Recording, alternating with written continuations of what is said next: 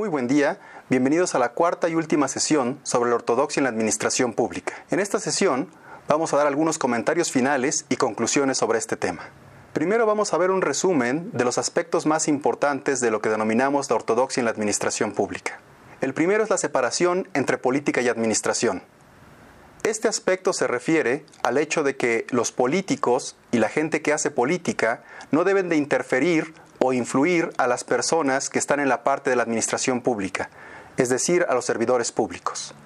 Wilson menciona que la reforma del servicio civil que se estaba dando en ese momento en los Estados Unidos no debería quedarse únicamente en cuestiones de recursos humanos, sino también en organización y métodos de gobierno. Para Wilson, este conjunto de técnicas y estrategias para reformar la parte administrativa de los gobiernos es el objeto de estudio de lo que él denomina y propone como ciencia de la administración. Por otro lado, en el caso de Gulick, vimos tres aspectos muy importantes dentro de lo que él denomina la teoría de la organización. El primero es la división del trabajo, es decir, cómo se va a dividir el trabajo entre diferentes organizaciones y diferentes individuos. El segundo aspecto es la coordinación del trabajo, es decir, cómo se va a llevar a cabo la coordinación, la supervisión y el control de las diferentes organizaciones e individuos que colaboran para cierto servicio gubernamental. Finalmente, Gulick habla de lo que él considera las principales funciones del Ejecutivo y cómo estas funciones pueden ser representadas en diferentes subdivisiones dentro de la oficina principal del Ejecutivo. Recordemos ahora un poco de lo que vimos en la sesión introductoria. En la parte de realidad y resultados, comentábamos que los funcionarios electos seleccionan políticas y programas públicos muchas veces por intereses político-electorales y no necesariamente beneficiando a la mayoría de los ciudadanos. Comentábamos también que muchos de los servidores públicos son también seleccionados y nombrados por los funcionarios electos, principalmente los servidores de alto nivel. Dentro de la perspectiva de la ortodoxia, mencionamos que una solución potencial es la separación entre política y administración, y que esta separación se podría ver reflejada en un sistema meritocrático de entrada, ascenso y permanencia para todos los servidores públicos. Este sistema meritocrático en muchos países se denomina servicio civil de carrera. El servicio civil de carrera, como lo comentamos, tendría al menos dos principales características. La primera se refiere a exámenes de conocimientos y habilidades. La segunda sería la permanencia en el empleo más allá de los cambios políticos, de tal forma que los servidores públicos tengan cierta seguridad laboral. Pudiéramos pensar que siendo la perspectiva de la ortodoxia principalmente de finales del siglo XIX y principios del siglo XX, ya no tendríamos ejemplos actuales de su aplicación. Sin embargo, tenemos varios ejemplos que definitivamente reflejan los principios y las características que la ortodoxia propone. Un primer ejemplo, como ya lo habíamos comentado, serían los servicios civiles. Y en el caso de México, tenemos al menos tres ejemplos. El primero es el Servicio Exterior Mexicano. El segundo es el Instituto Federal Electoral. Y el tercero es el Servicio Civil para toda la Administración Pública Federal. Cada uno de ellos, podríamos argumentar, funciona mejor o peor y tiene ventajas y desventajas.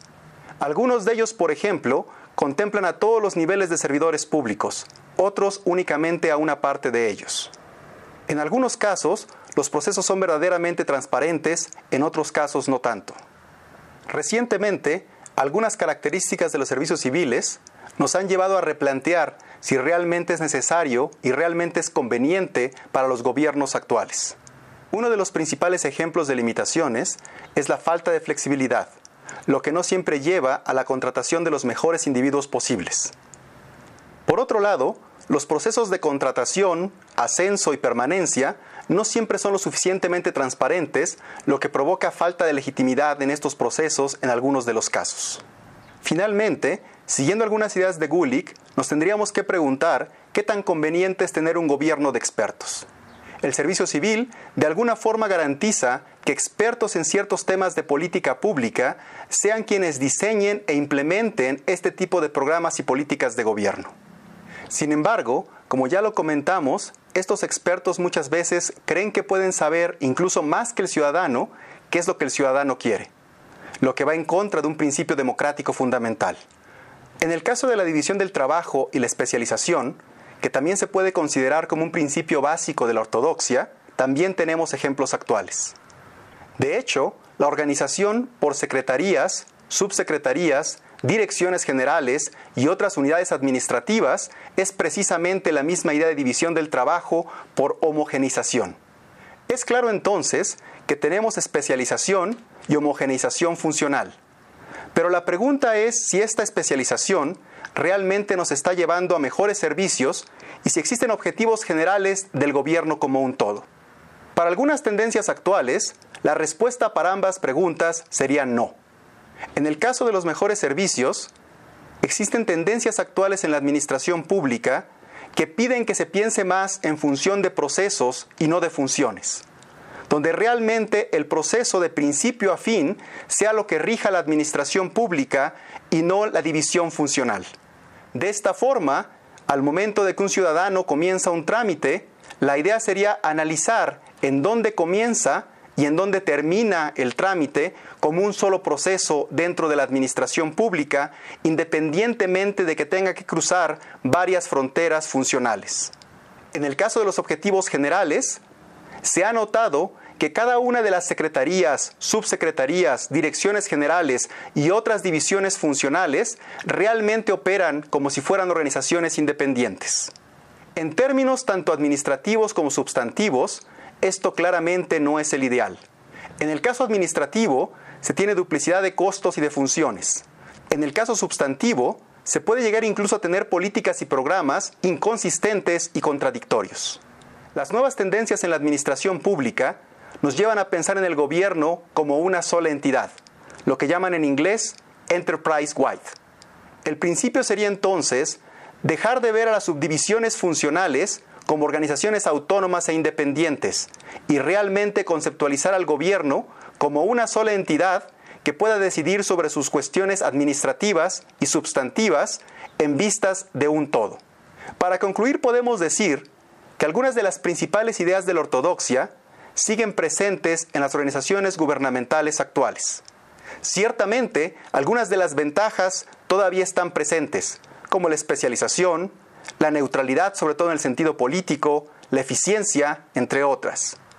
Sin embargo, otras características ya se están viendo rebasadas y se proponen diferentes alternativas. En esta última sesión vimos 3 de ellas. La profesionalización como una alternativa al servicio civil que es mucho más flexible y menos costosa. El pensamiento en procesos que nos puede llevar a reducir algunas ineficiencias causadas por las divisiones funcionales. Y finalmente, el ver al gobierno como una sola entidad, eliminando algunos de los problemas causados por la independencia y la autonomía de algunas de las divisiones funcionales. Con esto daríamos por finalizadas las 4 sesiones sobre la ortodoxia en la administración pública. Queda claro que esta es solo una introducción al tema y que los estudiantes deben de buscar en las fuentes originales e incluso buscar otras fuentes para poder reforzar y complementar el tema. Muchas gracias.